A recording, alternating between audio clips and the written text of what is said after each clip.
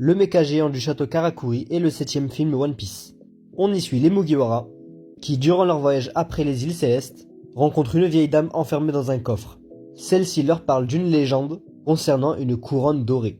Sans hésiter, Luffy décide de partir à sa recherche, et arrive sur une mystérieuse île qui se fait appeler l'île mécanique. Donc voilà, à partir de maintenant ça va être la partie avec les spoils.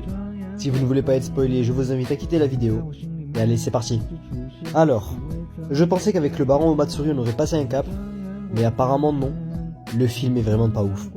Le plus gros souci du film, c'est le manque d'ambition. Le film ne cherche pas à faire quelque chose de particulier, que ce soit nous montrer une immense course de pirates, ou tout simplement être un long métrage qui sort des codes habituels. Là non, c'est pas vraiment le cas. Le film se contente d'être un filler qui dure 1h30.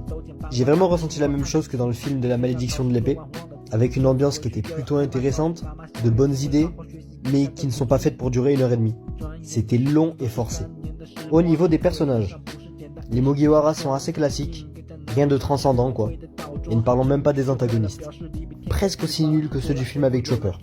Je dis bien presque, parce qu'à la limite, eux ils sont pas vraiment pris au sérieux. Mais franchement c'est du pareil au même. Toutes les soi-disant énigmes sont résolues ultra rapidement, il n'y a même pas de temps de réflexion pour essayer de comprendre ou quoi que ce soit, et même les résolutions sont dues au hasard, ou à la facilité scénaristique, à vous de voir.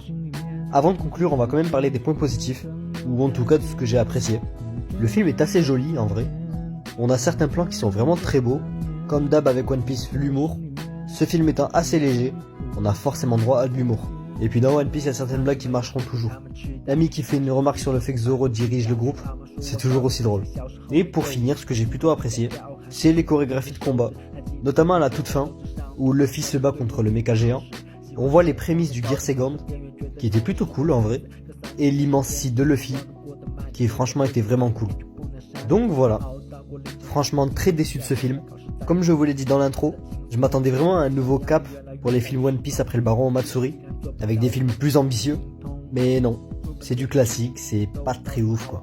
Le film se regarde, y a pas de souci, mais à un moment 1h30 c'est assez long pour ce qui est proposé quand même, donc voilà, je suis quand même assez déçu.